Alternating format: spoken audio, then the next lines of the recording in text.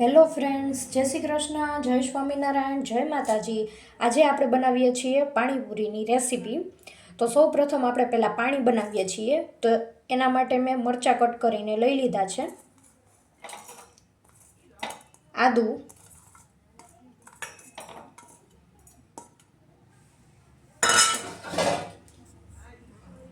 ફોદીનો મેં પાંદડા મેં કટ કરી લીધા છે અને 4-5 પાણીથી મેં વોશ કરી લીધું છે। આપણે ફોદીનો એડ કરી દઈએ। હવે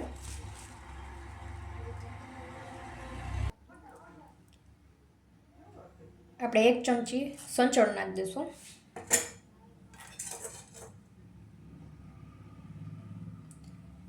1 ચમચી લીંબુનો રસ,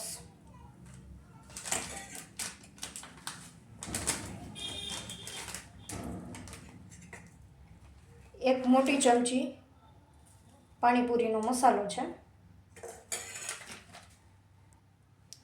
થોડીક ધાણા નાખી દઈએ।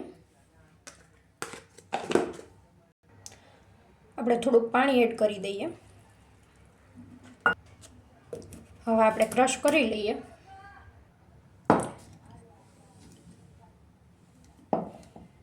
ફ્રેન્ડ્સ, તમે જોઈ શકો છો કે આપણે એને ક્રશ કરી લીધો છે। ઓલું બાઉલ નાનું પડ્યું હતું એટલા માટે આપણે મોટા બાઉલમાં પછી ચેન્જ કરી લીધું છે। આમાં આપણે થોડુંક આપણો મસાલો છે પાણીનો, આપણે પાણી નાખી અને મસાલાને સાફ કરી લઈએ।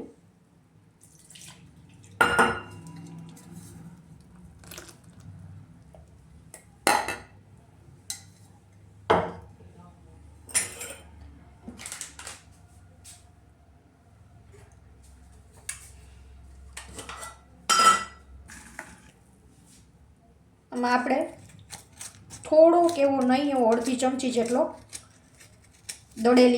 દળેલી ખાંડનો પાવડર નાખશું। જો તમને ખાંડ ગમતી હોય તો જ નાખવી, નકર આ ખાંડને સ્કીપ કરી દેવી। ગળ્યું પાણી અલગથી પણ તમે બનાવી શકો છો। મેં થોડી એવી જ ખાંડ નાખેલી છે, તમે જોઈ શકો છો। હવે આમાં આપણે નિમક નાખી દઈએ।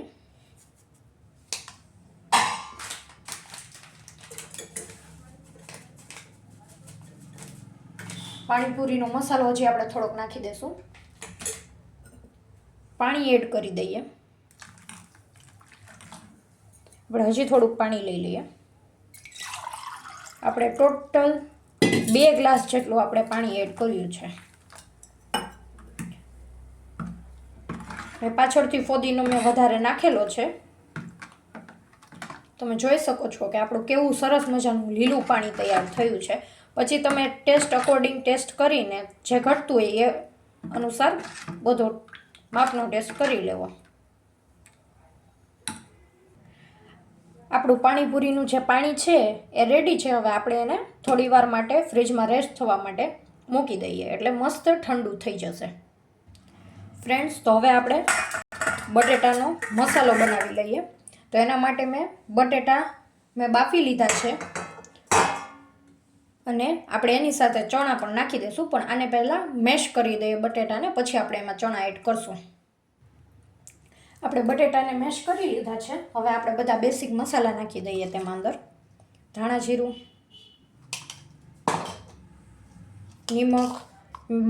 બટેટા બાફવામાં મેં નિમક નાખેલું હતું એટલે આપણે એ પ્રમાણે જ એડ કરશું નિમકને।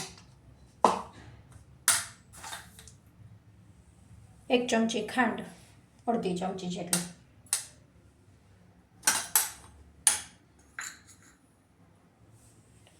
લાલ મરચું પાવડર,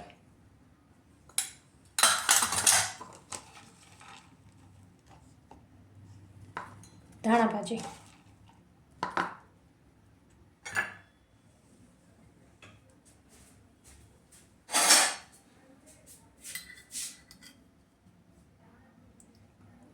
એક ચમચી લીંબુનો રસ,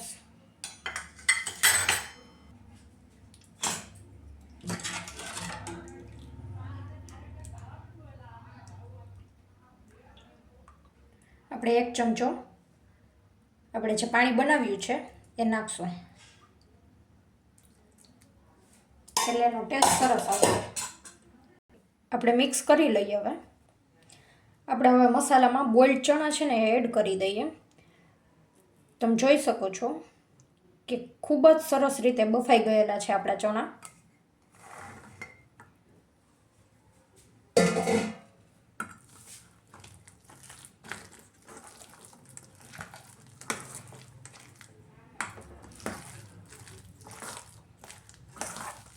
તો ફ્રેન્ડ્સ, તૈયાર છે આપણો પાણીપુરીનો મસાલો. હવે આપણે પૂરી તળી લઈએ.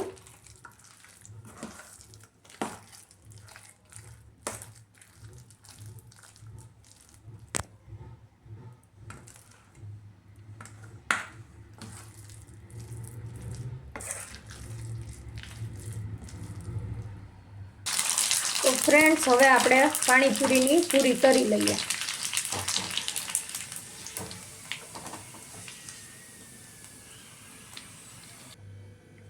ફ્રેન્ડ્સ, આપણે પૂરીની અંદર મસાલો ભરી લીધો છે. હવે આપણે એમાં નાયલોન સેવ આપણી લીધી છે એ આપણે નાખી દઈએ.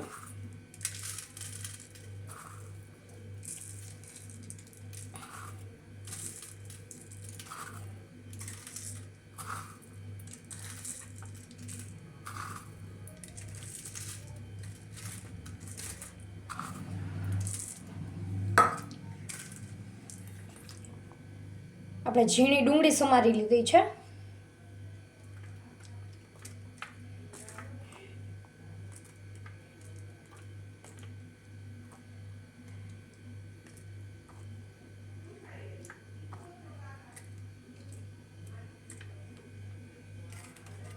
અને આપણે જે પાણી બનાવ્યું હતું ફોદીનાનું એ આપણે પાણી લઈ લીધું છે.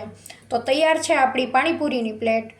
તો ફ્રેન્ડ્સ, તમે પણ ઘરે પાણીપુરી બનાવો. સ્ટ્રીટ સ્ટાઇલ બહુ જ સરસની અને ચટાકેદાર પાણીપુરી આપણે બનાવી છે. તમે પણ ઘરે બનાવજો. અને જો તમને અમારો વિડીયો ગમ્યો હોય તો લાઈક, શેર અને સબસ્ક્રાઈબ જરૂરથી કરજો. હવે મળીએ આપણે નવી રેસીપી સાથે. તો ફ્રેન્ડ્સ, આપણે ખૂબ જ સરસ ચટાકેદાર સ્ટ્રીટ સ્ટાઇલ આપણે પાણીપુરી બનાવી છે. તો તમે પણ ઘરે બનાવો અને મને કોમેન્ટ કરજો કે તમે પણ ઘરે બનાવો છો